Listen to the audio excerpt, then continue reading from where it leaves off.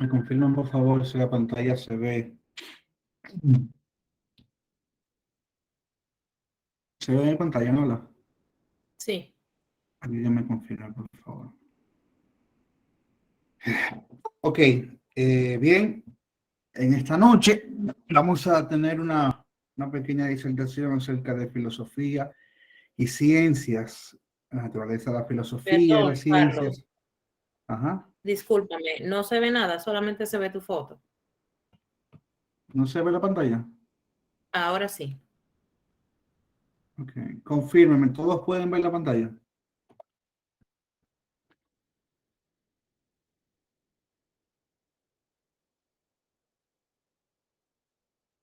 Sí, podemos ver tu pantalla, Carlos. Ok. Entonces, en esta noche vamos a hablar un poco de filosofía y ciencia, la naturaleza de ambas, sus límites y sus aportes al estudio de las ciencias bíblicas. Agradecer a la persona que hace esta parte gráfica. Veo que la hacen todos los domingos. Agradecer a esa persona, no, sinceramente no sé quién es, pero gracias de antemano por ello. Entonces, antes que nada, yo quisiera hacer una definición breve y sencilla de lo que significa la ciencia en sentido general.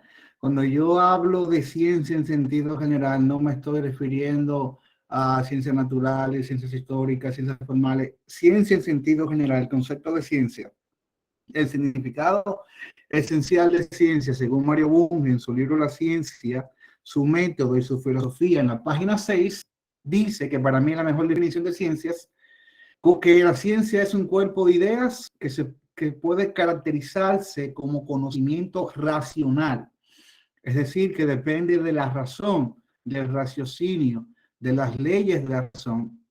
Ese conocimiento a su vez es sistemático, es decir, que no son ideas desconectadas unas de otras, es un conocimiento exacto, es real, es veraz, es un conocimiento verificable y por consiguiente falible. Esa para mí es la mejor definición de ciencia, es con lo que vamos a trabajar en esta noche en la medida que vayamos avanzando. Cuerpo de ideas que puede caracterizarse como conocimiento racional, depende de la razón y sus leyes, sistemático, no son ideas desconectadas, es exacto, es veraz, es preciso, es verificable y por consiguiente es un conocimiento que no se puede falsear. O sea, cuando es falible, que se puede demostrar lo contrario, siempre y cuando la evidencia lo permita así. Y antes de hablar de la filosofía y ciencia, yo quiero hacer un poco de trasfondo histórico sobre la filosofía y la ciencia, porque antes de que nosotros desarrollásemos o dividiésemos la ciencia de la filosofía, ambas ciencias eran una misma, estaban en un mismo paquete. El filósofo era a su vez un científico en su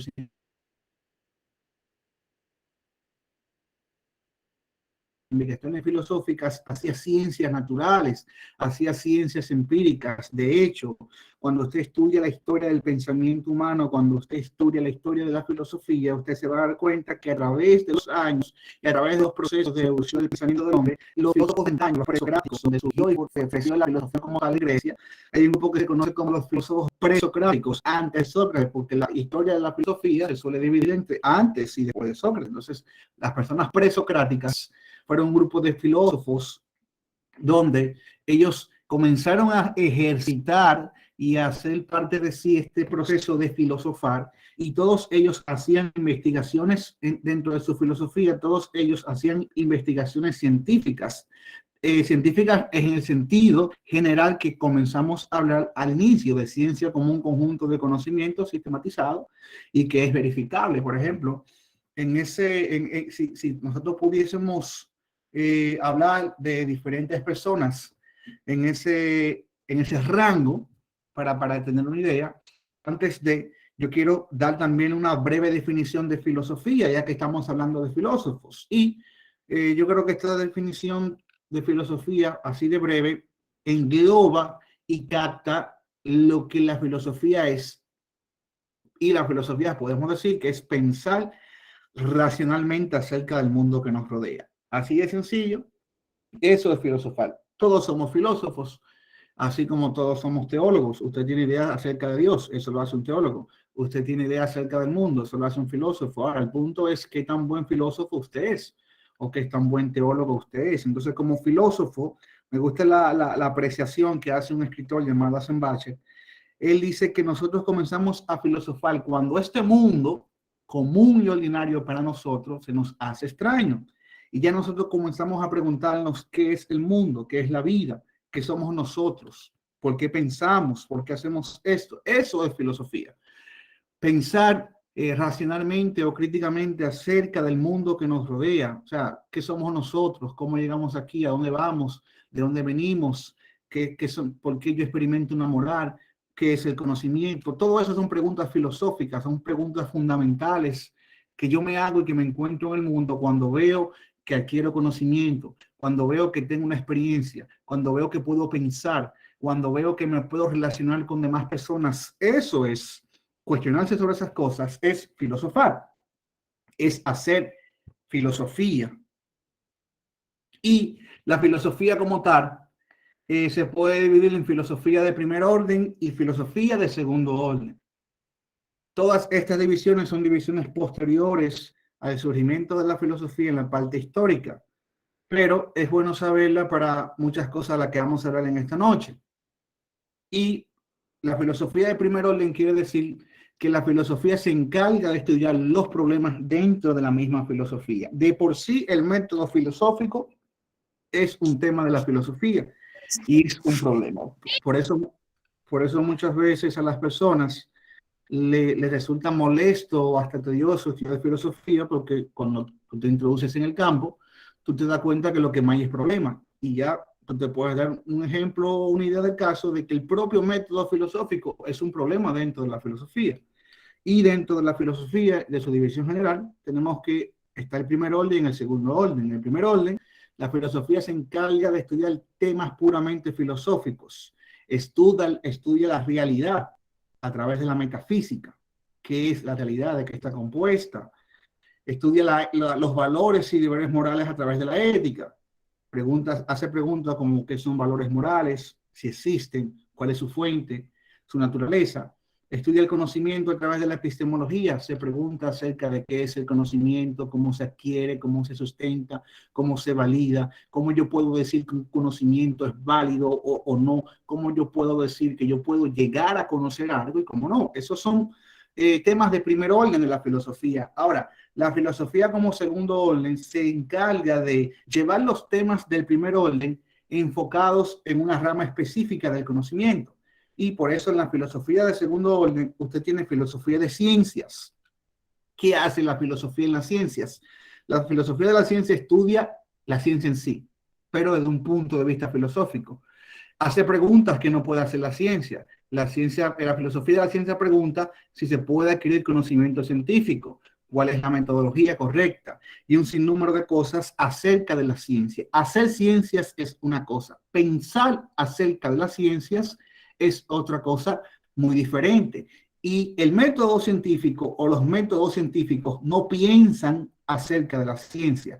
Los métodos científicos producen conocimiento científico, pero es la filosofía de la ciencia la que piensa acerca de las ciencias. Estudia postulados científicos, su validez, su metodología, si es correcta o no. Asimismo, también tenemos filosofía de la historia. Dentro de la historia, la filosofía viene como segundo orden, hace preguntas. ¿Qué se puede conocer en la historia? ¿Se puede conocer el pasado? ¿Qué elementos se pueden usar para conocer el pasado? ¿Qué elementos son válidos para conocer el pasado? ¿Qué es el pasado?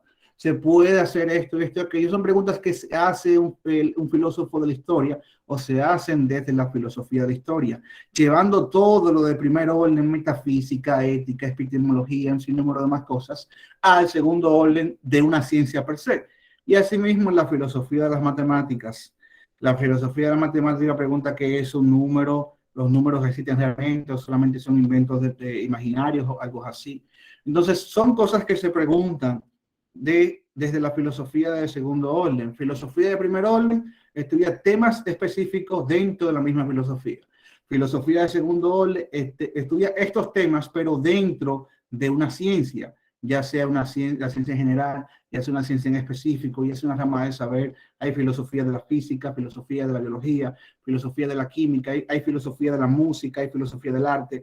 O sea, es llevar los mismos planteamientos y cuestionamientos generales del primer orden a un segundo orden, es decir, una ciencia en específico. Esto ya lo hemos detallado, la división de la filosofía como ciencia.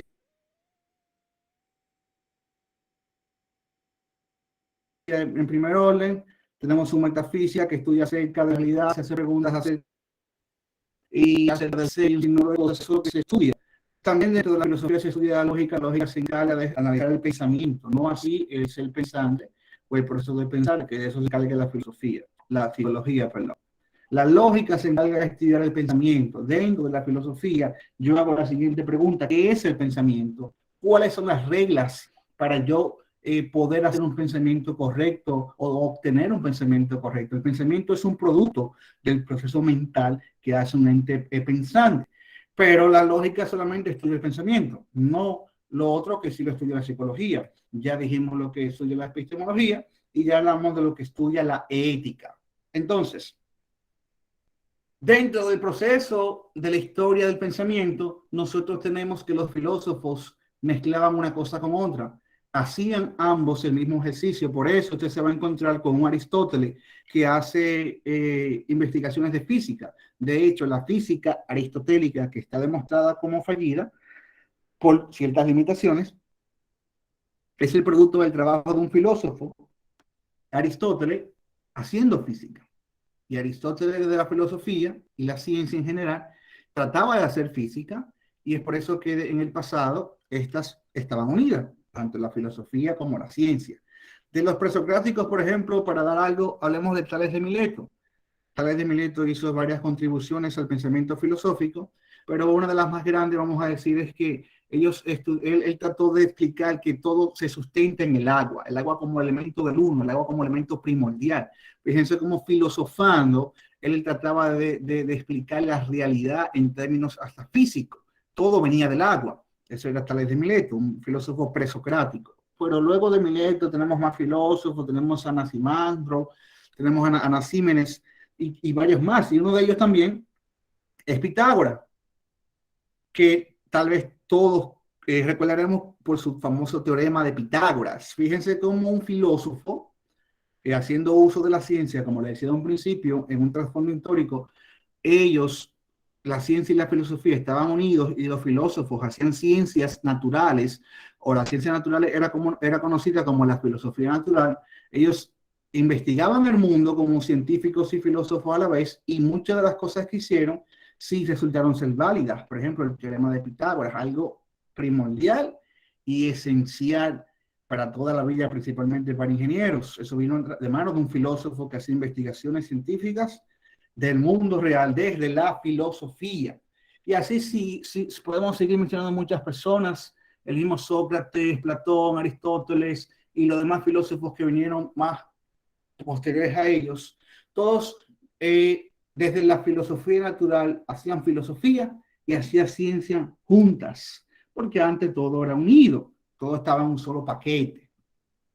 Pero ¿qué sucede? Llega un momento donde la filosofía y la ciencia se separan. Esta separación no es por un divorcio o por un problema, sino que fue el mejor paso que se pudo dar en la historia. ¿Por qué razón? Porque la filosofía como tal abarcaba demasiadas cosas. Y con ese inmenso campo de estudio que tenía a su alcance, no podía especializarse de la manera que se requería. Entonces, gracias a Dios, se separó la filosofía y la ciencia se enfocó en un aspecto específico de la realidad. Y luego de ese mismo aspecto específico de la realidad vienen más subdivisiones dentro de la ciencia, pero la separación de la filosofía y la ciencia fue un gran avance. ¿Por qué? Porque ahora la filosofía se iba a concentrar aunque de un aspecto más general, a través de su método, en las partes principales, no solamente de la filosofía, sino también de la ciencia como filosofía de segundo orden. Pero la ciencia se iba a enfocar en las cosas a través de una metodología establecida que iban a traer una revolución en el pensamiento en cuanto al conocimiento del mundo. Ambas, filosofía y ciencias, buscan conocer el mundo, buscan conocer la realidad, buscan obtener información de la realidad. Ambas, eso es lo que buscan. Pero, gracias a la división, la ciencia pudo enfocarse en un aspecto que la filosofía, mientras estuvo unido a ella, no podía hacerlo por ciertas limitaciones que tenía. Ahora la ciencia sistematiza un método que le va a permitir adquirir conocimiento. Claro, la filosofía también usa un método. De hecho, todo al final se trata de un método. ¿Qué método usted usa para adquirir conocimiento? ¿Es ese método válido? Y sería una pregunta filosófica. Pero lo que quiero decir es que todo se basa a través de un medio, es como un camino el cual nosotros tomamos para llegar a un punto, llegar a un fin, llegar a un objetivo. Entonces, el método científico que se desarrolló a través de Francis Bacon, fue un método científico que nos va a ayudar a no solamente conocer el mundo de una forma que antes no lo podíamos conocer, sino aún más allá, hasta predecir cosas que antes estábamos muy limitados al tener unidos a la filosofía y a la ciencia.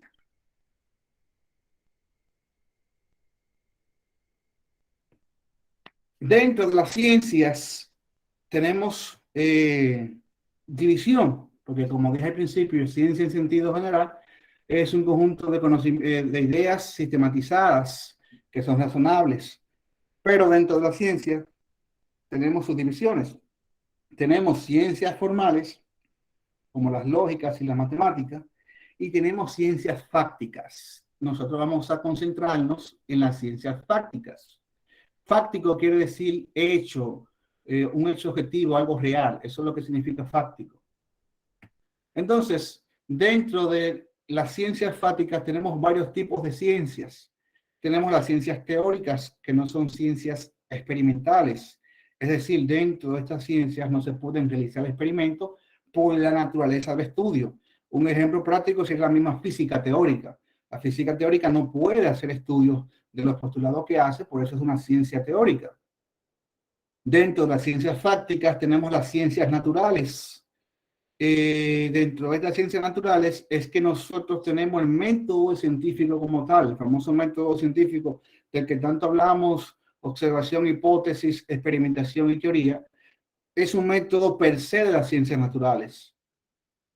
Tenemos las ciencias históricas, como las ciencias de los orígenes. La ciencia de los orígenes se encarga de buscar o de hacer postulados acerca de los orígenes de las cosas. Puede ser acerca del origen del universo, como la cosmología, que estudia el origen del universo.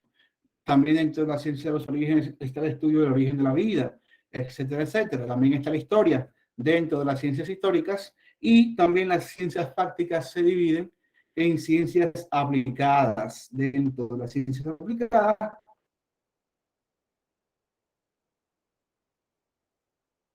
tenemos las ingenierías, los instrumentos científicos para traer soluciones. En pocas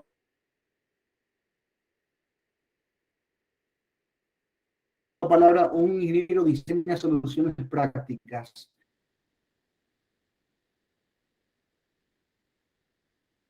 en bien de la humanidad. Esa es la función de un ingeniero, diseñar soluciones a través del conocimiento científico ya desarrollado, producido, que nosotros tenemos que tener pendiente siempre. ¿Por qué? Porque si algo tiene una característica, esa característica es lo que lo va a identificar con lo que es. Por ejemplo, el ser humano tiene características, es un ser pensante, puede hacer introspección. El ser humano es el único animal que hace preguntas. Entonces, esa es una característica que tiene un ser humano que lo diferencia de un animal común. Asimismo, el método científico de las ciencias fácticas tiene características que lo diferencia de otras cosas.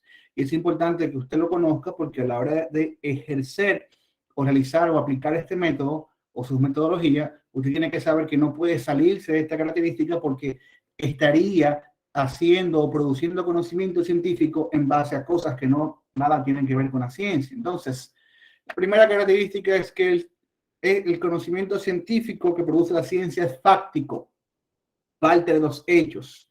La ciencia no parte de algo que yo me imaginé, de algo que yo me soñé, parte de los hechos. Eso es una característica de la ciencia. Y también trasciende los hechos. Es decir, no solamente yo describo lo que veo a través de teoría, sino que yo puedo hacer predicciones y puedo hablar aún más allá de lo que yo no veo en base a lo que yo ya sé, pues ya yo adquirí. Como lo decía ahorita, la ciencia busca conocer la verdad. Es útil para conocer la verdad. ¿Qué verdad queremos saber? La verdad acerca de la realidad que nos rodea a través de las ciencias. Eso es una característica de la ciencia. Como ya decía, la ciencia tiene una característica que es predictiva. Y usted puede ver cómo la ciencia predice, en base al conocimiento que sabe, cosas futuras. Por ejemplo, podemos predecir con mucha probabilidad cuándo va a llover y cuándo no va a llover. Podemos predecir con mucha probabilidad qué ocurriría en el mundo si se siguen usando energía en base a petróleo que produce monóxido de carbono en la atmósfera. Podemos predecir lo que va a ocurrir al clima y a todo nuestro ambiente y el medio ambiente. Todo eso podemos predecirlo gracias al conocimiento que tenemos actual y a los medios que la ciencia tiene para hacerlo.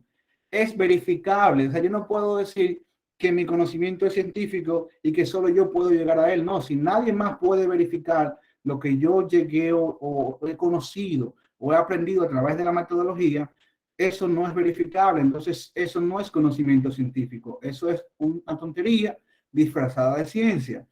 El conocimiento científico es verificable, no solamente por mí que produjo el conocimiento, por todos. Todos tienen que llegar a la misma conclusión si siguen los mismos pasos. Si no, hay un problema.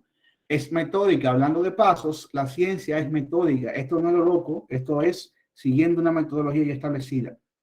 Y si mis conclusiones no se basan en la metodología ya establecida, yo estoy produciendo un conocimiento que no se basa en las ciencias. ¿Hay algún problema? No hay ningún problema. El problema está cuando llamamos ciencia a algo que no es ciencia.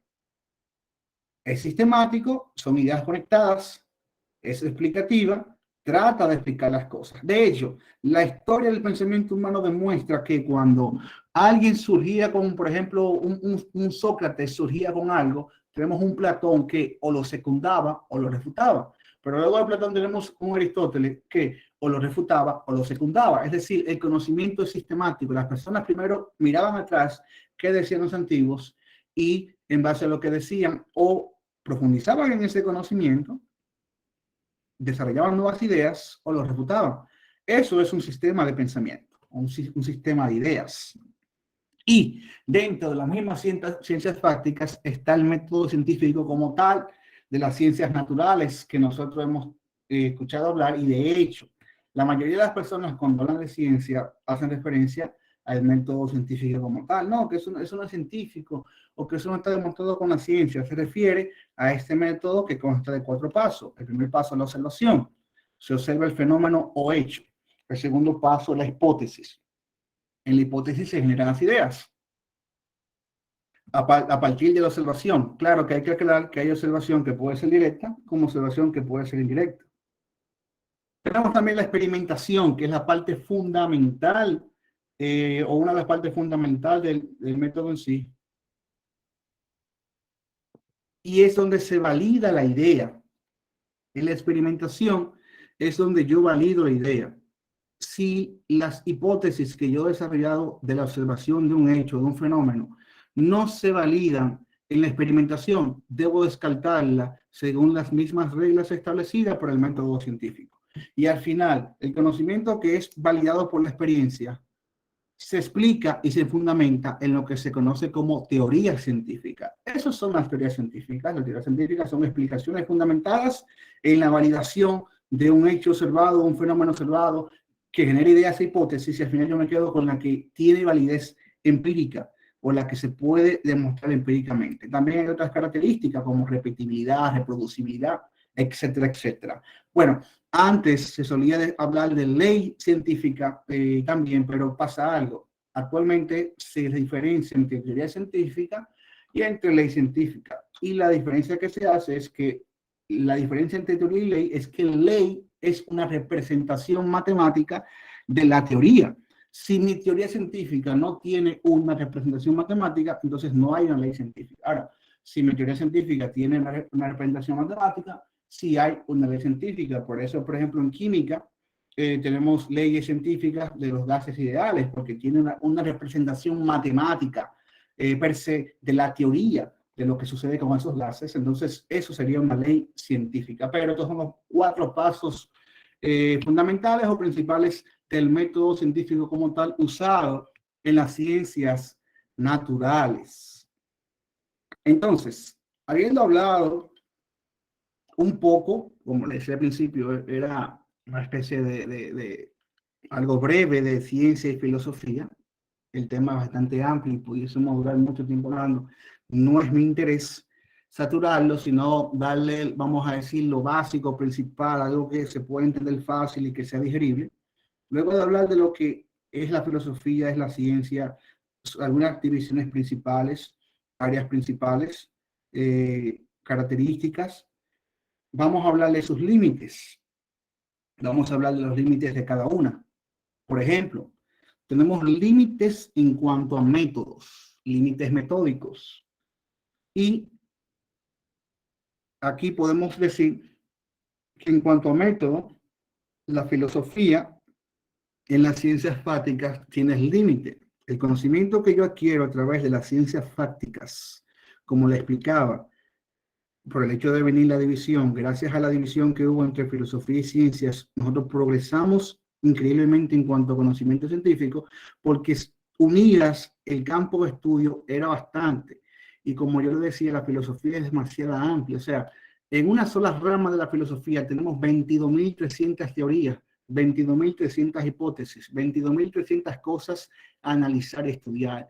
El problema de los universales, el problema del ser y la sustancia, dualidad mente-cuerpo. O sea, tenemos tanto problema que resolver. Aún el método filosófico es un problema dentro de la filosofía, que nosotros no íbamos a pasar toda la vida pensando en eso y no íbamos a avanzar en otras cosas. Entonces, tal vez dentro de la misma filosofía, si se hubiese quedado unida, no hubiésemos desarrollado la ciencia como tal, porque aquí íbamos a estar envueltos todavía en discusiones medievales o discusiones antiguas todavía, por medio de la filosofía. Entonces, la filosofía tiene un límite metódico en cuanto a las ciencias fácticas, que no puede desarrollar el conocimiento que desarrollan las ciencias fácticas, porque la filosofía, por ejemplo, el método científico como tal en ciencias naturales no puede hacer observación, hipótesis, experimentación, teoría. La filosofía no puede hacer eso, eso es un límite. Entonces, cuando una gente te dice o te quiere decir que, bueno, para ponerle un caso sencillo, una experiencia personal, yo conozco a un profesor de filosofía que se llama Diógenes.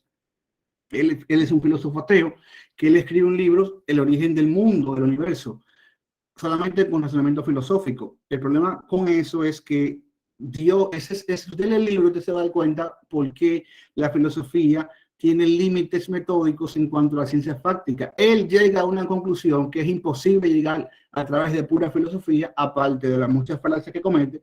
Pero lo que le quiero decir es que cuando alguien le dice que yo llegué a una conclusión científica con puramente razonamiento filosófico, eso es falso, eso no se puede, eso es imposible. Dentro de ambas también tenemos límites filosóficos, pero no en la filosofía, porque la filosofía no tiene límites filosóficos. Los límites filosóficos los tienen las ciencias fácticas, y esto es muy importante. ¿Por qué? Porque las ciencias fácticas no piensan filosóficamente, simplemente producen conocimiento fáctico. Así como teníamos un límite metódico en la filosofía en cuanto a las ciencias fácticas, tenemos un límite filosófico en las ciencias fácticas, porque estas no piensan. O sea, las ciencias fácticas, por ejemplo, la biología sabe lo que es un ser vivo, la biología sabe la característica de un ser vivo, la biología sabe cuándo comienza la vida, pero la biología no puede hacer preguntas sobre la vida, porque no hay un método dentro de la biología para eso. Eso es algo que le pertenece a la filosofía de la biología, que la filosofía de la biología puede hacer preguntas acerca de los seres vivos, como qué características o elementos contribuyen para que una persona sea un ser vivo, cómo se diferencia o qué sustancia tiene un ser vivo que no tiene un ser no vivo. O sea, ese tipo de preguntas filosóficas no las hacen las ciencias fácticas, y de hecho hay elementos filosóficos, por ejemplo, como en la epistemología, que si no son depurados por la filosofía y se absorben en las ciencias fácticas, van a producir muchos errores que lo veremos más adelante. Por eso es importante conocer sus límites. O sea, es como que usted conozca para qué sirve una cosa. Si yo le digo a usted para qué sirve una cuchara, usted dirá para comer. Entonces, con una cuchara no piense que usted va a hacer una excavación o va a hacer una construcción. Sería usar una herramienta que no es para eso y lo esté usando en una parcela de conocimiento, en este caso, en un área que no le corresponde. O sea, con una cuchara usted no va a hacer una excavación geológica. Ahora, con una cuchara usted no va a construir una zapata, tampoco, porque no es la herramienta correcta. Use la cuchara para lo que es, para comer. De la misma manera, usemos las ciencias fácticas para lo que es, usemos las filosofías para lo que es. Yo siempre abogo, como abogo a la mayoría de las personas, por la integración entre ambas, no como antes, sino para complementarse una de otra. Las ciencias fácticas tienen limitaciones ontológicas. Las ciencias fácticas hay cosas que no pueden estudiar porque por la naturaleza del método científico no puede estudiar ciertas cosas. Científicamente usted no puede estudiar los números, pero el hecho de que usted no pueda estudiar los números científicamente no quiere decir que los números no existen. Recurra o apóyese en otra ciencia, en este caso las ciencias formales. Las ciencias fácticas no pueden estudiar elementos, por ejemplo, la verdad de un enunciado ético, por ejemplo, de que asesinar a alguien por puro placer es malo. Las ciencias fácticas no pueden estudiar eso. Eso es algo filosófico. O sea, sus límites ontológicos no lo dejan, no le permiten. O sea, no, es lo que le decía ahora mismo. No use una cuchara para algo que no es. Úsela única y exclusivamente para lo que es. Y tenemos límites de prejuicios tanto en filosofía como en las ciencias. El que le diga o el que le venda la idea de que alguien es neutralmente objetivo está hablando una tontería, porque nadie es neutralmente objetivo. Todos tenemos prejuicios. Todos en algún momento podemos ser inclinados o engañados por nuestros prejuicios para creer cosas como verdad o válidas que en verdad no lo son, o llegar a conclusiones, entre comillas, filosóficas y científicas que no se siguen, no proceden por el método, simplemente por nuestros prejuicios. Hay que tener cuidado con nuestros prejuicios. Mis prejuicios pueden, vamos a poner un caso, vamos a suponer que yo no crea que el agua cae por un ciclo natural que se conoce, sino porque Thor se encarga de hacer que llueva. Entonces, si mi prejuicio está en creer que todo se encarga de hacer que llueva, cada cosa que yo lea, lo voy a leer con esos lentes de mis prejuicios. Y entonces, cuando alguien quiera decirme lo contrario, yo voy a entender que esa persona no ve lo que tiene que ver simplemente porque no está abierto a la idea. Pero no es que no está bien tu idea, es que yo ni siquiera he analizado mis prejuicios, yo ni siquiera me estoy dando cuenta si mi conocimiento o mi creencia es producto de un método con el mínimo de prejuicios o sin prejuicio alguno, idealmente, o es el resultado de mi prejuicio. Es como que yo quiera demostrar sin probarlo, comenzando ya asumiendo la idea de que es todo el que produce la lluvia. Yo voy a iniciar una investigación para demostrar que es todo el que produce la lluvia. O sea, yo no puedo iniciar una investigación así. ¿Por qué? Porque yo ni siquiera sé si es todo. O sea, como yo sé que es todo el que produce la lluvia, yo debo hacer una investigación primero, obtener un conocimiento y a partir de ahí yo voy a saber qué es lo que produce la lluvia. Estos son límites que nosotros tenemos que tener en cuenta a la hora de ejercitar como científicos, como investigadores, qué hacer. Hay que tener en cuenta qué estamos hablando y desde qué posición, desde dónde lo estamos hablando. Estamos hablando de la filosofía, estamos hablando de la ciencia, es correcto, no es correcto, etcétera, etcétera, etcétera. Bueno, para detallar un poco más y poner ejemplos de los límites, vamos a pasar a los límites filosóficos. Dentro de los límites filosóficos, la ciencia muchas veces asume posturas que no puede demostrar. Ya nosotros hablamos de lo que puede demostrar la ciencia y lo que no, debido a su naturaleza. Por ejemplo, este enunciado, este postulado que se dice desde el empirismo. El empirismo no es una doctrina o una enseñanza científica? Lo primero, que el empirismo es una enseñanza filosófica. Entonces, para yo validar o usar o aferrarme al empirismo, yo no puedo usar la ciencia, porque yo no puedo demostrarlo. Por ejemplo, el empirismo dice, solo lo que se puede demostrar empíricamente es verdadero y existe. Usted se puede encontrar con personas en un diálogo de ciencias que le diga, bueno, pero si no se puede demostrar empíricamente, no existe. Eso es verdad hasta cierto punto. ¿Por qué es verdad hasta cierto punto? Porque es verdad cuando yo estoy analizando algo y estudiando algo desde las ciencias naturales, que como usted recordará, los 4 pasos que yo detallé, las ciencias naturales tienen que validar la hipótesis, experimentar con ella para saber cuál es la verdadera. Si no, no hay experimentación y no se valida a través de la experimentación, no hay conocimiento científico natural según ese mismo método. Eso es una cosa y esto es otra cosa. ¿Por qué? Primero, si fuera verdad que solo lo que se puede demostrar empíricamente es verdadero y existe, ¿cuál es la evidencia empírica para este enunciado? O sea, ¿dónde está la evidencia empírica que demuestra que esto es verdad? El enunciado carece de evidencia empírica. Fíjense que yo sé que es verdad de forma analítica. Fíjense que el propio enunciado no pasa a su propia. Entonces, estamos ante un tema filosófico que muchas veces se disfraza de ciencia y se asume por ciencia y no lo es. Pero fíjense que los límites filosóficos de la ciencia fácticas no me permiten analizar esto. Y como no me permiten analizar esto, yo tengo que hacer uso de la filosofía porque la ciencia tiene su límite, la ciencia fáctica tiene su límite. Tengo que ir a la filosofía y analizar y cuestionar esto a la luz de la filosofía para ver si es un criterio válido. Y así como el empirismo, está el cientificismo, que es casi lo mismo. En vez de decir empíricamente, va a decir científicamente. Solo se puede demostrar científicamente, solo lo que se puede demostrar científicamente, perdón, es verdadero y existe. Pero ¿cuál es la evidencia científica para ese enunciado? Asimismo está el positivismo y un sinnúmero de doctrinas epistemológicas, porque todo esto tiene que ver con el conocimiento, que tienen el mismo criterio, pero cuando usted la analiza filosóficamente se da cuenta de que no pasa su propia prueba. Entonces, si un enunciado no pasa su propia prueba dentro de la filosofía, yo no tengo por qué usarlo como un criterio científico. Y muchas personas lo usan como criterio científico porque las ciencias fácticas no pueden demostrar esta validez de estos enunciados. Hay que usar la filosofía para eso. Límites ontológicos. La ciencia solo trabaja con lo material irrepetible.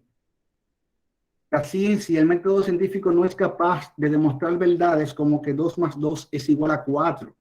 Eso no lo puede hacer. ¿Por qué? Porque el 2 no es un elemento material. O sea, las ciencias tienen su límite ontológico, como le decía, por la naturaleza de su método. Pero el hecho de que yo no pueda saber esto a través de la ciencia no quiere decir, primero, que yo no pueda demostrar que 2 más 2 es igual a 4. Yo puedo demostrar que 2 más 2 es igual a 4 a través de los teoremas matemáticos de Peano. Y puedo demostrar que eso es verdad y puedo validar que eso es verdad.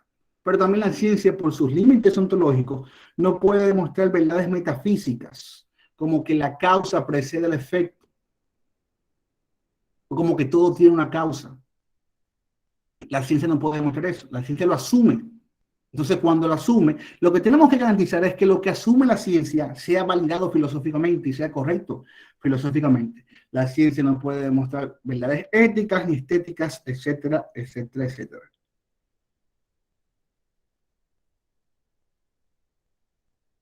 Y dentro de los prejuicios, ya le mencionaba que nadie es neutral objetivamente. O sea, usted no puede decir, yo prefiero la opinión de fulano porque fulano sí es un erudito y es neutro. No, o sea, usted no puede decir eso porque fulano tiene un punto de vista.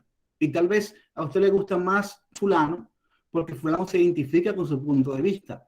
Lo correcto es usted analizar los argumentos que dice cada persona, y cuando usted aprende a analizar los argumentos y usted sepa hacer un análisis crítico, un juicio crítico de lo que dice, usted va a saber quién tiene la razón y quién no tiene la razón, porque eso es importante que usted vuelva y lo entienda.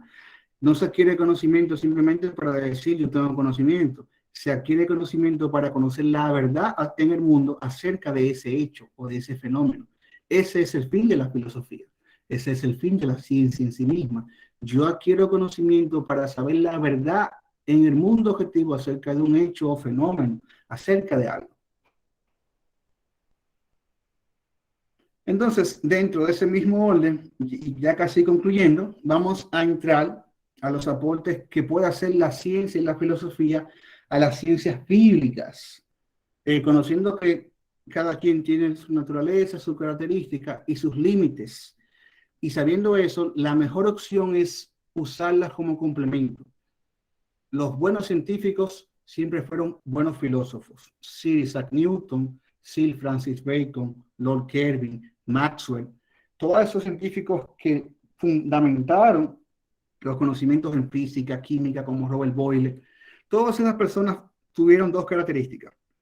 Eran científicos y eran filósofos. ¿Por qué? Porque el uso correcto es complementario. No es que la ciencia esté en contra de la filosofía y la filosofía esté en contra de la ciencia. Es un uso complementario porque el campo per se de cada una es mejor separado, estudiarlo y no juntarlo como estaban antes. Entonces, sabiendo este uso complementario de ambas, ¿qué aporte le puede hacer las ciencias bíblicas? Bueno, puede hacer aportes filosóficos, puede hacer aportes metódicos. Dentro de los aportes metódicos, la filosofía y la ciencia, las ciencias bíblicas pueden delimitar su alcance a lo que puede y no puede hacer. Entonces, yo como filósofo de ciencias bíblicas, por decir algo, no sé si existe la filosofía de las ciencias bíblicas, pero vamos a decir como filósofo de ciencias bíblicas, ¿qué podemos hacer? Bueno, hay que establecer primero a qué se dedica las ciencias bíblicas. Las ciencias bíblicas se dedica al estudio científico de la Biblia. Entonces, yo no puedo esperar que alguien de ciencias bíblicas me niegue o me demuestre que Dios no existe. Eso es imposible porque lo usó con el método de la ciencia bíblica. No, no puede hacerlo. ¿Por qué? Porque esa parte metódica delimita su alcance en lo que puede y no puede hacer. Y así podemos seguir mencionando ejemplos. O sea, usted se dedica al estudio de las ciencias bíblicas, metódicamente usted tiene un límite, un alcance, y es hasta ahí, no más. Puramente desde la filosofía, depura las corrientes filosóficas, como lo acabamos de demostrar a la hora de ver los límites ontológicos de las ciencias filosóficos, analiza los argumentos y saca conclusiones. Esos postulados filosóficos que mencionaba, como el empirismo, el cientificismo, el positivismo lógico y un sinnúmero de más, permean en las ciencias bíblicas. Entonces, alguien que haga ciencias bíblicas carente de conocimiento filosófico no puede saber que el empirismo es una epistemología fallida.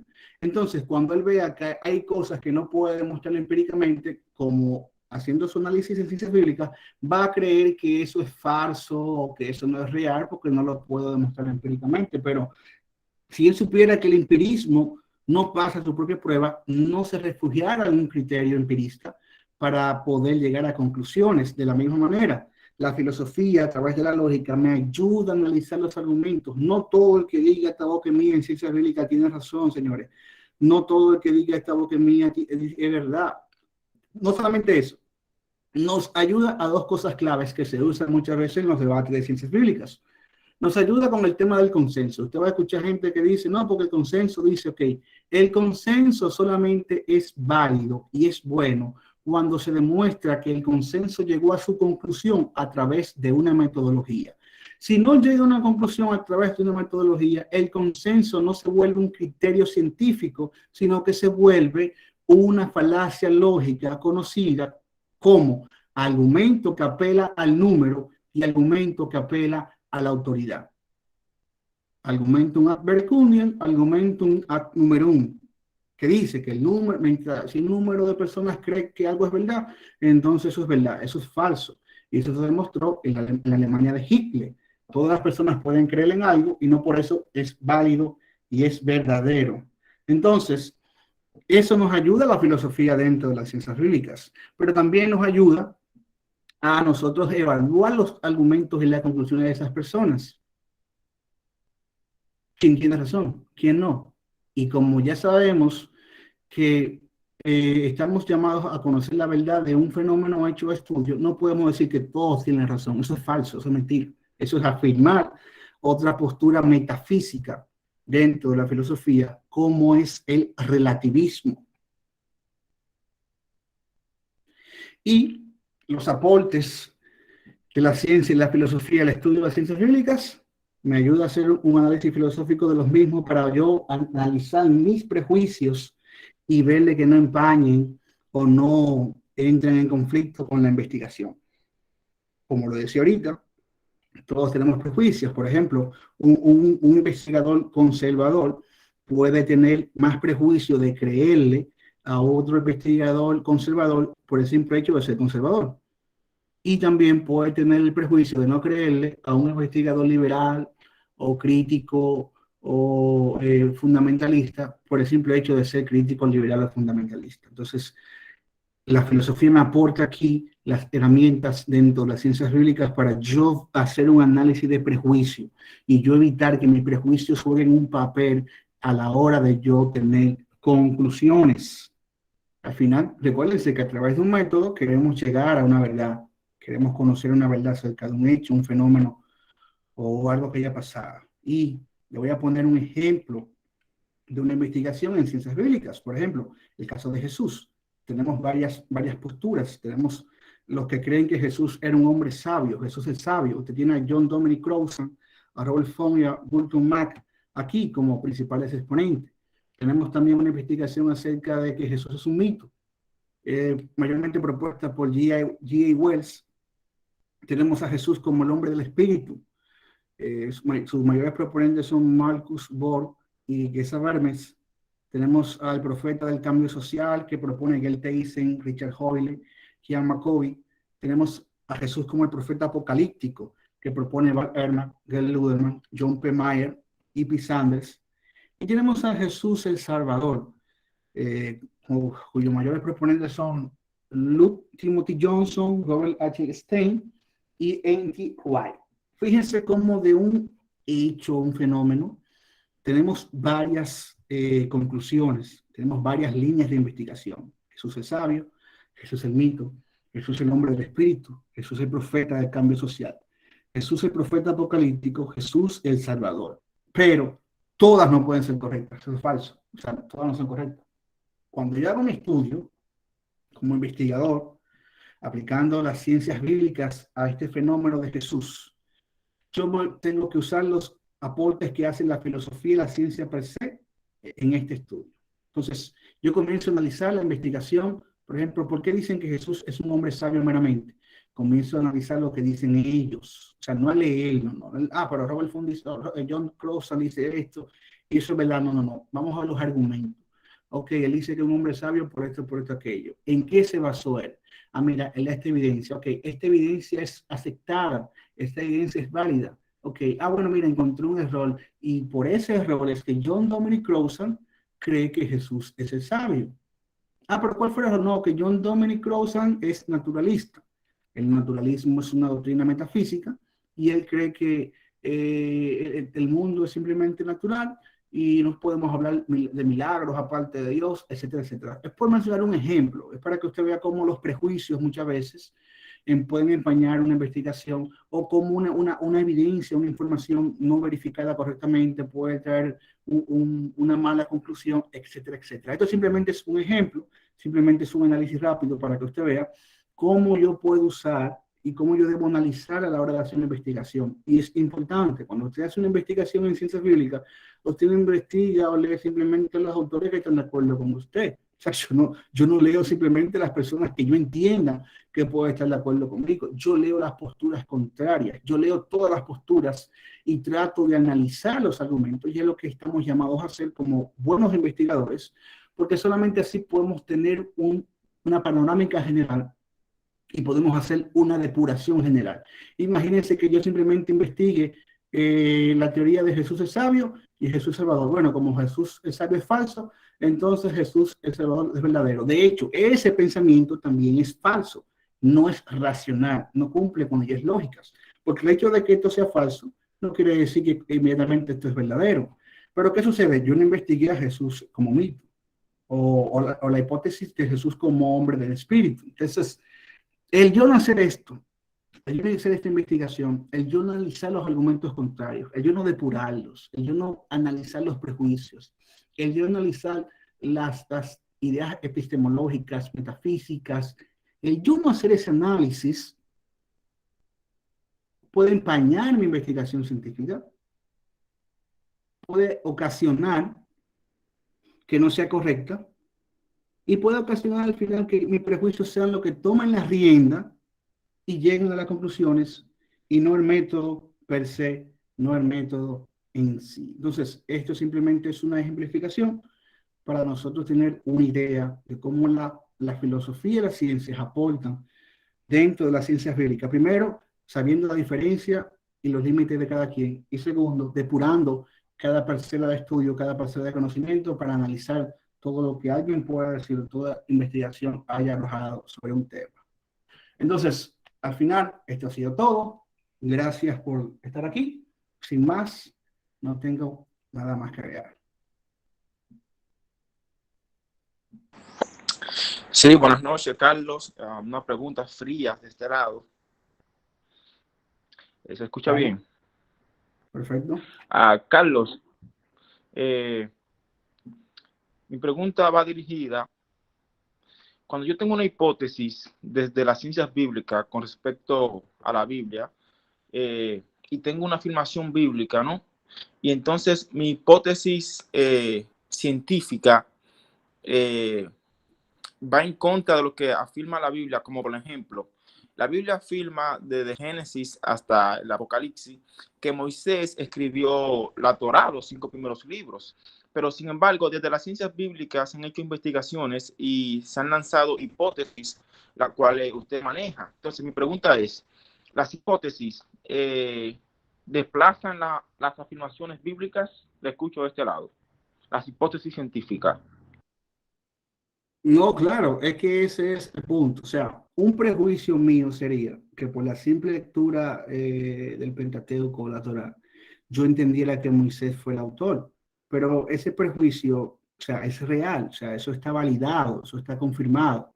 Entonces, si yo llegara a confirmar a través de la investigación de las ciencias bíblicas que no fue Moisés nada, yo tengo ya y tengo evidencias y tengo buenas razones y argumentos concluyentes y sólidos. Ese prejuicio hay que descartarlo per se, porque yo tengo un conocimiento fundamentado y sistematizado que demuestra lo contrario. Ese es el punto. Ahora, el prejuicio aquí, dirigiendo la investigación, sería que yo me voy a encargar de demostrar que fue Moisés que lo escribió, pero porque yo tomo ese punto de partida si ni siquiera yo he validado si es verdad o no. Entonces, eso es lo que pasa y eso es lo que hay que tener cuidado a la hora de dejar que los prejuicios sean que tomen la rienda en la investigación, porque al final la investigación debe tratar de ser lo más objetiva posible. Como le dije, es imposible que usted encuentre de que una gente con un prejuicio neutro, todos tienen una postura, todos tienen una idea de algo. O sea, usted como decía al principio, usted es un filósofo, un teólogo.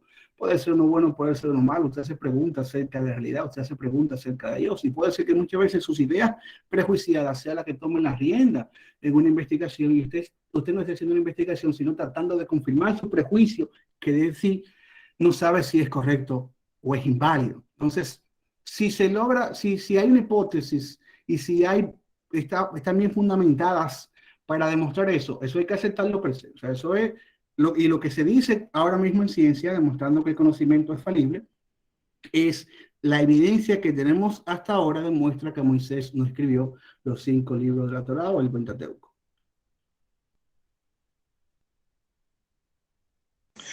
Entonces, cuando tengo esto, la hipótesis científica y tengo la afirmación bíblica, mi enseñanza tiene que ser la hipótesis científica. Concluyo ahí. Totalmente, totalmente, porque es que como yo mencionaba, el fin de la filosofía y las ciencias es obtener conocimiento veraz de la realidad, de un hecho, de un fenómeno. Y si mi conocimiento veraz es que Moisés no escribió los 5 libros de la Biblia, entonces yo tengo que sustentarme y aferrarme a eso. porque eso es lo que está demostrado hasta ahora. O sea, hasta ahora está demostrado esto, aquello, a eso es que yo debo aferrarme hasta que surja tal vez mañana evidencia que pueda demostrar todo lo contrario, o tal vez surja más evidencia que siga afirmando que es así. Entonces, eso es lo que se tiene que hacer y ese es, vamos a decir, el paso o la consecuencia justa a la hora de nosotros encontrarnos con investigaciones. Yo, por ejemplo, hace muchos años atrás tenía muchas ideas fundamentadas en prejuicios, alimentados tal vez por lo que otro decía sin investigar, por lo que escuchaba de otro, por lo que repetía. Cuando me tocó el tiempo y la hora de investigar, me di cuenta que no eran así. Entonces, ¿qué yo hice? Bueno, yo deseché esos prejuicios, yo deseché esas ideas porque lamentablemente yo no las puedo sustentar y no son veraz.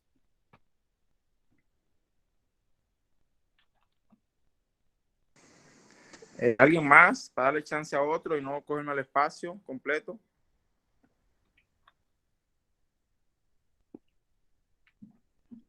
Emmanuel, puedes preguntar. Bien, Carlos. bien. Ha estado muy bueno. ¿Me escuchan? Salud. ¿Me escuchan? Sí, ha estado muy bueno y yo quiero hacerle una pregunta a Carlos sobre lo que ha postulado el investigador Raúl Rojas Soriano. Él afirma que la forma de la rigidez del método, él acusa al método científico de ser muy rígido. ¿Qué usted opina con respecto a esto, sobre la rigidez del método? Pues habría que ver en qué sentido él dice que el método es muy rígido, porque como yo le mencionaba, el método tiene 4 pasos fundamentales. Hay personas que lo hacen más extenso, hay personas que harán de 5, 6, 7, 8, pero básicamente son 4 pasos fundamentales. Habría que ver en qué sentido él dice que el método es muy rígido, o sea, en qué sentido la rigidez del método, porque el método es un camino. Si me gusta hablar del método, vamos a decir, haciendo una analogía como un camino. Yo busco llegar a un fin. Entonces, el método científico busca llegar a un fin a través de un medio. Entonces, habría que ver en qué sentido él dice que es rígido, porque sinceramente desconozco por qué sería rígido el método científico según lo que él dice. Bien, en tema de investigación social, Raúl Rojas Soriano, el método como tal, el método científico de investigación, hace de la forma evita la obtención de suficientes conocimientos objetivos. Entonces, Raúl Rojas prefiere, bueno, ha postulado que más que un método por pasos específicos, más bien que sea procesos específicos simultáneos, que el método nos ofrece. Desde esa perspectiva, Rojas dice que al método tener cierta rigidez evita la obtención de suficientes conocimientos objetivos en una investigación. Ok, fíjate lo que pasa. Lo que pasa es que el método científico y el quehacer de la ciencia tiene una característica de las muchas que tiene, y es que es especializado. La ciencia desmenuza las parcelas de estudios y va de lo singular a lo general. Entonces, no es que sea rígido en sí, sino que segmenta, porque es la mejor forma de conocer las cosas. Puse el ejemplo de la filosofía en los árboles del pensamiento. O sea, es que la filosofía en sí tiene tantos temas que analizar que nunca se iba a dedicar como tiene que dedicarse, y lo está haciendo ahora el método científico per se, en su propio campo de estudio, en su propio parcela. Entonces, lo primero es que el conocimiento es especializado, y cada vez que se especializa aparenta ser más rígido porque el conocimiento que obtiene es limitado en esa parcela. Es como si nosotros tuviésemos círculos concéntricos, un círculo pequeño, luego un círculo más grande, luego un círculo más grande. O sea, todo va desde el círculo más pequeño saliendo hacia afuera, porque es una construcción progresiva. Pero para poner un caso, vamos a decir, más ilustrado, de lo que yo entiendo que él dice, por lo que tú me Bueno, has dicho, no lo pude escuchar todo porque se oía muy cortado. ¿cómo? No, pensé que había terminado porque se cortaba mucho el audio. Lo que estaba diciendo era que para ponerte un caso que ilustra algo que yo dije de la integración de las cosas, porque la rigidez del método científico se debe a su característica, especializado, analítico, enfocado, limitado, se debe a su característica, pero si yo complemento una investigación con otras cosas, yo puedo adquirir o aprender más cosas, tal vez fuera de esa rigidez. Por ejemplo, si yo hago una investigación acerca del asesinato de Kennedy, si yo me baso simplemente en la ciencia natural, en el método científico fáctico per se, yo no voy a saber la intención, o sea, con el método científico, yo no voy a saber la intención del asesino. Esa pregunta no la responde la ciencia. Y tal vez ahí se ve cierta rigidez, o sea, esto es muy mecánico, esto me dice que la bala ha salido de una pistola tal, que afectó tal órgano de Kennedy, etcétera, etcétera. O sea, eso se ve muy rígido, sí, y yo lo entiendo, pero ese es el método per se, esa es la especialización de la ciencia. Ahora, yo uso otras áreas de saber, tal vez para preguntar qué motivó a tal persona a disparar.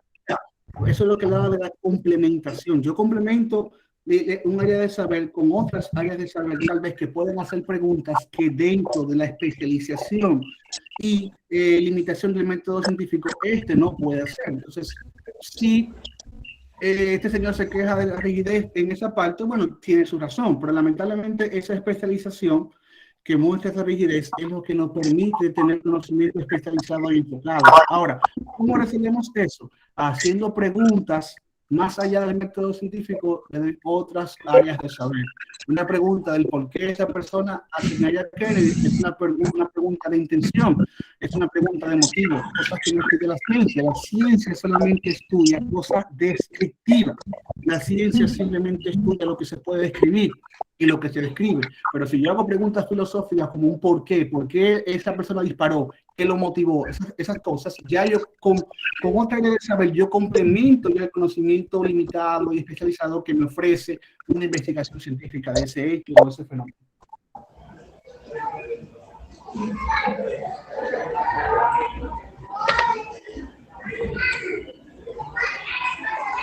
Eliu, si puedes poner en mute tu...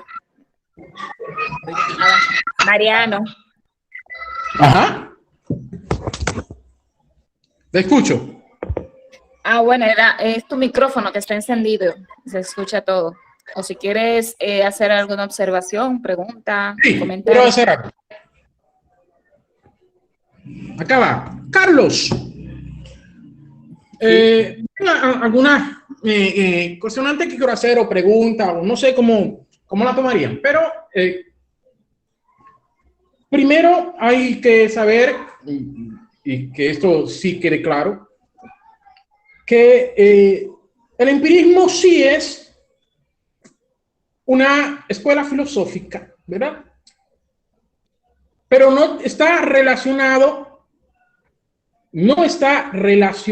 con lo que hoy llamamos la experimentación científica, ¿verdad? Porque sabemos toda la historia que vino después de eso, lo que conocen la historia de la ciencia, van a saber qué sucedió con el Círculo de Viena, ¿verdad? Círculo de Viena, yo creo que ustedes todos pueden recordar esto, el círculo de los filósofos vieneses y Karl Popper, ¿verdad? Para los vieneses lo que primaba siempre era la verificación, el verificacionismo en la filosofía de la ciencia, ¿verdad? Esto cambia con Karl Popper, ¿verdad? Y el farsacionismo que se ha implementado en el método hipotético deductivo, ¿verdad? Entonces, lo que está reinando hoy dentro de la ciencia es el farsacionismo. Y lo que ha dicho Karl Popper es, mencionó un sinnúmero de temas desde antes de su muerte hasta libros que se tiraron después de la muerte de él, por eso digo desde antes de su muerte, porque hubieron libros que se tiraron después de la muerte de Karl Popper. Un sinnúmero de temas que dentro del farsacionismo no podían simplemente estudiarse y por lo tanto en el método hipotético deductivo no cabían dentro del conocimiento científico a través de este método, como el psicoanálisis, ¿verdad? El marxismo, la misma idea de Dios, como no podían ser farsadas, entonces, de hecho, no podían ser conocimientos científicos. sea, no podemos tener un conocimiento científico acerca de Dios. ¿Por qué? Porque es una idea que no puede ser farsada. No puede ser farsada. Lo que la teoría del marxismo, como no puede ser farsada y se convierte también en una tautología, no entra tampoco en el criterio de conocimiento científico, así mismo también como el psicoanálisis, que la crítica que le hacía Karl Popper era, bueno, entra también en el terreno de muy tautológico. Un niño es un asesino porque no sintió a su madre,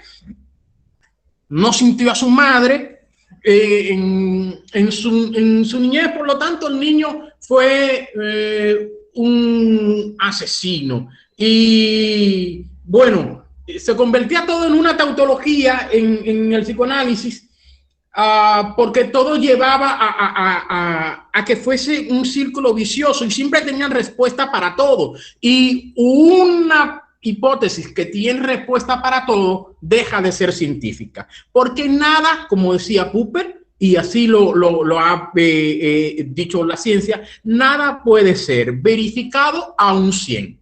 Toda teoría permanece hasta que se logre refutarla.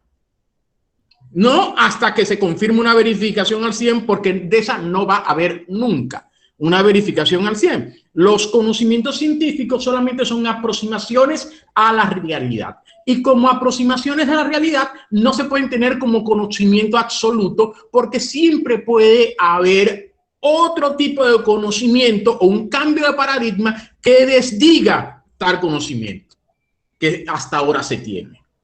Entonces, como en el método hipotético deductivo, mi querido Carlos, las cosas no son absolutas, porque en ciencia nada es absoluto,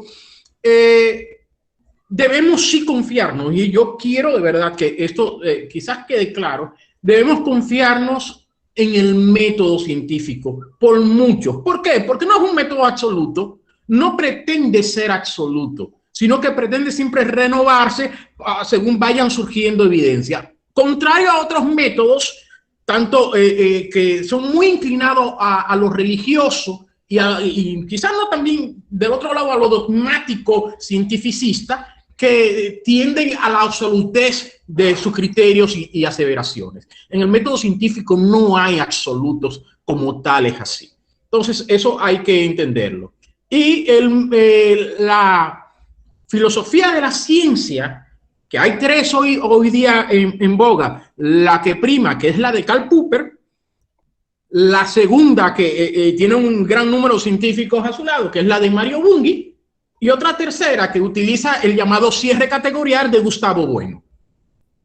Tres filosofías que han permeado la ciencia. Tres filosofías de la ciencia que hoy día han permeado las ciencias, ¿verdad? Y es en base a esas tres filosofías que se agrupan diferentes estudiosos de las diferentes ciencias para obtener conocimiento bajo un mismo método, pero con tres filosofías distintas. Tres filosofías distintas. Y por ello, entonces, debemos también de desmarcar como aporte de obtener conocimiento a la llamada, y esto para ciencias bíblicas, a la llamada apologética, que siempre he dicho, la apologética ya tiene conclusiones antes de iniciar su investigación. O sea, la apologética no hace una investigación para ver a qué conclusiones llega, no, sino que ya tiene conclusiones y busca simplemente afirmar con las investigaciones lo que ya se cree y lo que ya ellos han concluido. Y toda apologética en el campo científico y religioso tiene que ser rechazada. Es tanto. De acuerdo. Aclarar que cuando yo mencionaba que la ciencia es falible, y como mencionaba ahorita, lo hacemos en base a lo que sabemos hasta ahora, por ese mismo hecho de no absolutismo. O sea, cuando decimos que es falible es que se puede equivocar, siempre y cuando mañana surjan descubrimientos e investigaciones nuevas, y eso se ha visto a través de la historia, cuando filósofos nuevos desmontaban o refutaban o corroboraban las teorías anteriores, y también en las ciencias, en el área de investigación, cuando fulano toma las investigaciones, por ejemplo, vamos a suponer la física estática que existía cuando Einstein, o sea, ese ejercicio de corroboración, de validar, de investigar, de ver algo más allá, es lo que demuestra una característica del quehacer científico, es que es falible. O sea, Por eso es lo más sensato decir, a la luz de la evidencia que tenemos ahora, es probable que esto sea así. A la luz de la evidencia que tenemos ahora, es probable que el universo haya tenido un origen. A la luz de la evidencia que tenemos ahora, etcétera, etcétera, etcétera. Pero sí, válido el aporte de Mariano. Y con respecto al empirismo, sí, el empirismo es una doctrina filosófica que no puede confundirse con la parte de experimentación del método científico. El problema está cuando se lleva el empirismo y se confunde con la experimentación del método científico en las ciencias naturales.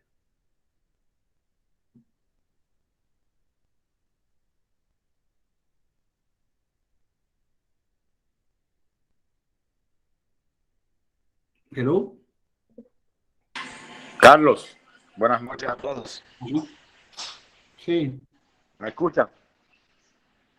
te escucho. Primero felicitarte por el dominio que tú recibes en esta materia. Siempre hemos reconocido eso. Ahí eres duro, chamaco. ¿Cómo podemos usar la filosofía para ayudarnos a probar hechos históricos? Mira, eso es una muy buena pregunta, demasiado buena yo diría, porque de hecho en las mismas ciencias se usa un razonamiento que se conoce como razonamiento aductivo o inferencia a la mejor explicación. Eso es un razonamiento puramente filosófico, es una metodología para yo ver cuál de todas las explicaciones que existen acerca de un hecho es o corresponde a la mejor explicación. Está la inferencia, la mejor explicación en las ciencias naturales, está la inferencia, la mejor explicación en las ciencias de la historia, que fue la pregunta particular. Por ejemplo, un uso del razonamiento deductivo, porque podemos razonar de forma deductiva, podemos razonar de forma inductiva, podemos razonar de forma aductiva. Un uso del razonamiento deductivo en las ciencias naturales, específicamente la física, que es una de las áreas que yo más me relaciono. Un uso muy conocido fue con el neutrino, una partícula que se postuló su existencia en base a la evidencia científica y a un razonamiento filosófico. Es decir, yo tengo evidencia científica que demuestra que debe existir una partícula que colabore a la desintegración de las partículas gamas. Entonces, la mejor explicación de esto no es la estadística de Shannon. La mejor explicación de esto es que debe existir una partícula que vamos a llamar neutrino, que es la que se encarga de eso. De hecho, con ese razonamiento y con la evidencia se llegó a muchas conclusiones en cuanto a peso y esas cosas de esa partícula que se vino a descubrir 20, 30 años después, se vino a experimentar ya. O sea, en la parte experimental del método científico se descubrió, oye, sí, mira, este es el neutrino, es verdad, existía. Y lo mismo pasó con el bosón de Higgs.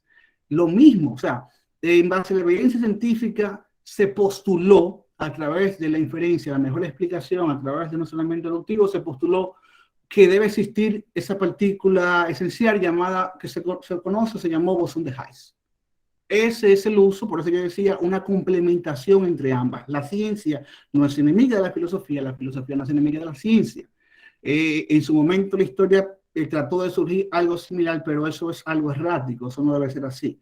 Fíjate cómo el razonamiento filosófico, con la evidencia que me propone la ciencia, me ayuda a tener conclusiones de cosas que años después se llegaron a validar. Por ejemplo, cuando yo estudiaba hace muchos años atrás, yo estudié hace años atrás ingeniería química en la UAS y ya como en esas materias de termodinámica y cosas así, hablábamos del bosón de Higgs sin tan siquiera nosotros tener una confirmación científica de su existencia, o sea, aparte de la experimentación. Pero ya hablamos del bosón de Higgs porque era la mejor explicación en ese momento en contra de las explicaciones contrarias acerca de este fenómeno que mejor se explicaba si existía una partícula llamada bosón de Higgs. En el caso de la historia es así. Por ejemplo, en la historia existe un procedimiento a través de la misma inferencia de la mejor explicación para poner un caso práctico y que es mi conocimiento.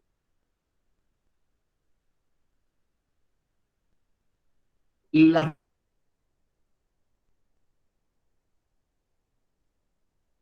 resurrección de Jesús a través de los pasos de McEwen hipótesis. Bueno, tú tienes hipótesis en respecto a la resurrección, tú tienes hipótesis de que la alucinación, por ejemplo, de que los discípulos alucinaron a Jesús resucitado versus que resucitó. Tienes hipótesis de una tumba vacía versus una tumba equivocada. Tienes muchas hipótesis. ¿Cómo tú validas esto? Bueno, tú haces la inferencia, la mejor explicación, usas esta metodología y paso ya establecido que hay, donde tú te das cuenta qué explicación resiste más el escrutinio y el análisis filosófico.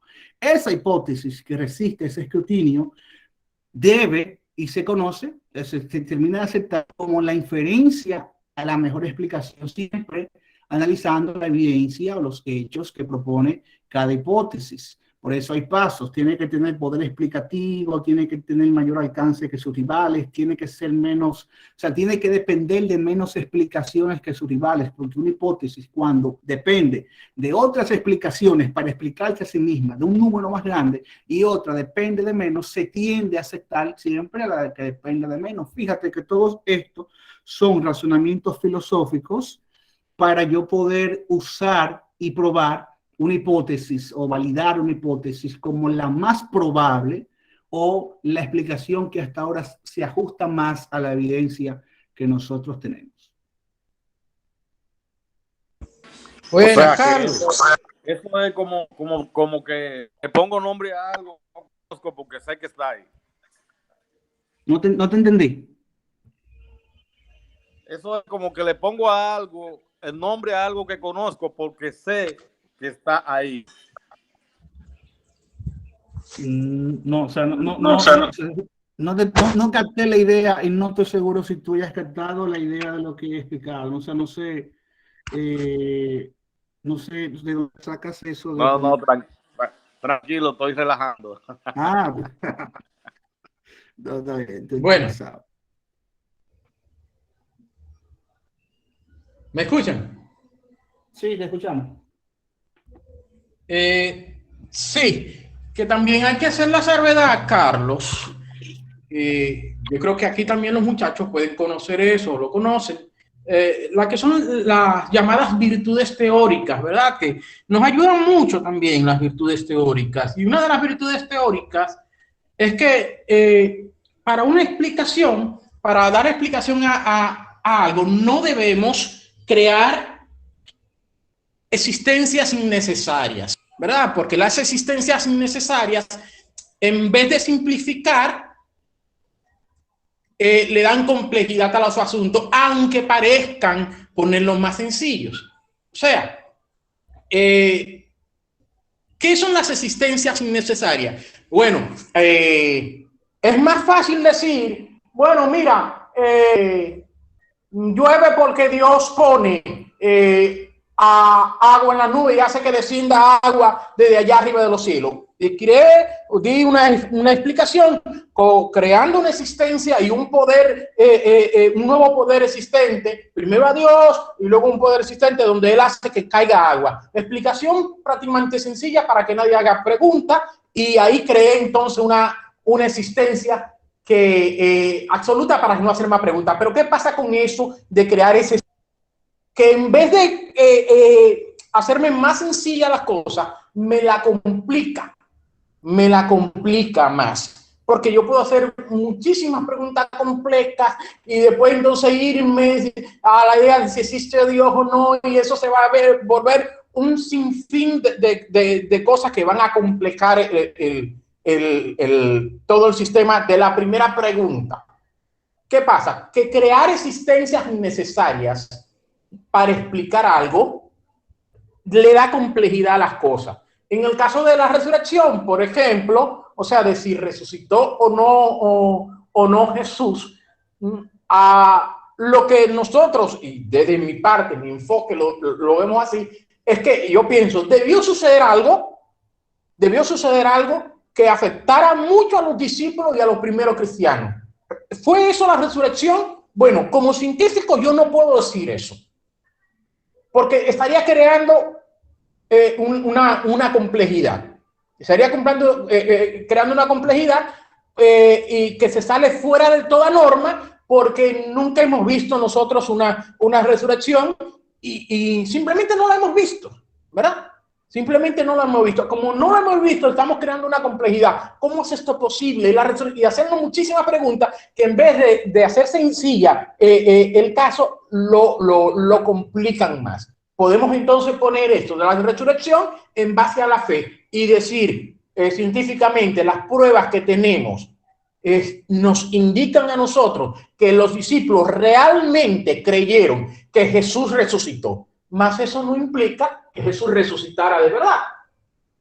Ahora, pruebas hay de más de que ellos creyeron fervientemente y murieron por eso, de que creyeron que Jesús resucitó. Ahora, dentro del campo de la historia y de la ciencia, no hay forma de cómo comprobar eso, sino simplemente el hecho de que es cierto que ellos creyeron fervientemente y la primera comunidad creyeron fervientemente que este suceso había acontecido. De eso tenemos pruebas y eso le da cierta verdad a ese tema. Pero no podemos desde la ciencia y de la historia, mucho menos, ya lo diga Luderman, Licona o Habermas, ¿verdad? Excelentes escritores, no podemos crear existencias existentes innecesarios, complicarnos. ¿Por qué? Simplemente podemos dejar, estas son las pruebas que tenemos, indican que eso pudo suceder, mas no se puede comprobar histórica y científicamente. Entonces, crear existente innecesario, yo creo que no es posible. Una de las virtudes teóricas me lo impide. Están. No, claro, totalmente de acuerdo contigo en esa parte de las existencias necesarias y la parte del infinito en las explicaciones. De hecho, por eso la navaja de Ockham. No estaría de acuerdo en el hecho de las pruebas. O sea, un historiador y un científico no puede hacerlo, pero es que no se hace desde un punto de vista histórico-científico, sino a partir de las evidencias que provee la ciencia, provee la historia. Pero sin ánimo de entrar y comenzar un debate, para no extender, esto sí lo pudiésemos dejar para después, simplemente quería asentar que así como tú tienes, por ejemplo, ese punto de vista de esa parte de la teoría de las virtudes, yo tengo el punto de vista de que a partir del razonamiento filosófico de la evidencia histórica que tú bien mencionas, la creencia de los discípulos en un número de cosas, yo sí puedo razonar filosóficamente para buscar una explicación siempre que sea simple y no compleja desde usando la navaja de Ockham, o sea, buscando explicaciones simples en ese sentido. Pero como claro, para no ni siquiera salirme todo del tema y entrar en un debate metodológico en este sentido, lo pudiésemos hacer en cualquier otro momento, en cualquier otro espacio, sin problema. Simplemente quería contar esa parte, pero sí, totalmente de acuerdo contigo. Hay explicaciones, hay explicaciones que se hacen tan complejas y llegan a un infinitum que no explican nada. Es como la causa de la causa. ¿Y qué causó a Dios? ¿Y qué causó a lo que causó Dios? ¿Y qué causó lo que causó lo que causó Dios? O sea, nunca vamos a llegar a una explicación per se en ese tipo de preguntas o de investigación desde ese punto de vista.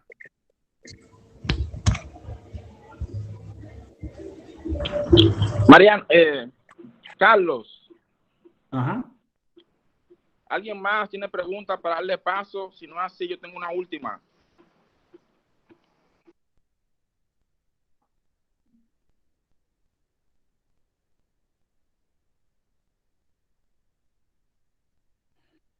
No parece que hay nadie más frío para que haga las preguntas. Bueno, Carlos, Ajá. ¿Cómo queda parado Jesús frente a esa realidad de que Moisés no escribió la Torá?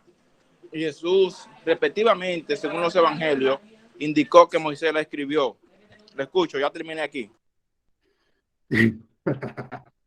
No, fíjate, recuérdate que ahorita yo te decía, si se demuestra, vamos a decir, a través de la metodología que Moisés no escribió la Torá, hay que aceptar la metodología. Ahora, de toda esa misma metodología y su conclusión, se le buscaría una explicación a esto. Una explicación podría ser, o sea, poniéndome yo desde el punto de vista de que Moisés no escribió la Torá, alguien podría decir, no, lo que pasa es que Jesús habló desde el conocimiento de su época. Tal vez el conocimiento de su época era una parte atribuirle los escritos a Moisés. O sea, desde esa categoría, desde ese punto de vista, no había problema en ese sentido. Por darte un ejemplo o por darte una respuesta para salirle debajo de una patana, pero como te digo, eso va a depender de si la hipótesis de que Moisés no escribió la Torá es verdadera. Ahora, ¿se demostró que es verdadera? Ok. ¿Qué explicación le damos a Jesús? O puede ser, o Jesús se equivocó, o puede ser, o Jesús no se equivocó, o puede ser simplemente Jesús no se equivocó porque hablaba desde la idea general religiosa de su época. Eso sería una respuesta. O también la pregunta en sí pudiese asumir que Jesús no podría equivocarse, por ejemplo.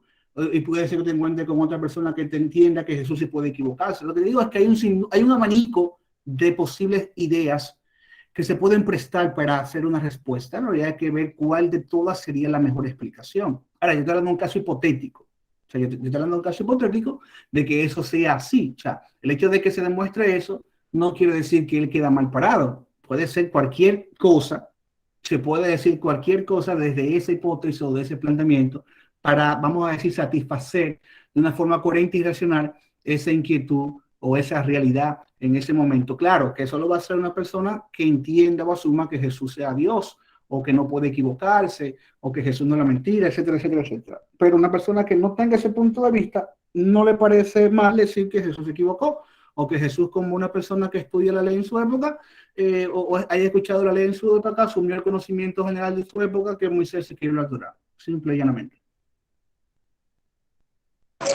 Gracias.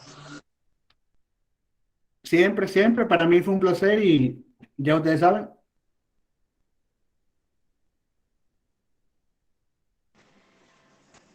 Está bien, si vamos no a hay destruirnos. más, si Vamos no a hay más, destruirnos en el grupo ahora. si no hay más, nos vemos. Hasta la próxima. El próximo domingo le toca a Sandri con un tema interesante. Ya ustedes saben, nos vemos acá nuevamente. Un abrazo, Emily, gracias, Joana, los administradores, Pacheco, Mariano, todos ciencias bíblicas y demás. Enviarán el video de esta conferencia al grupo.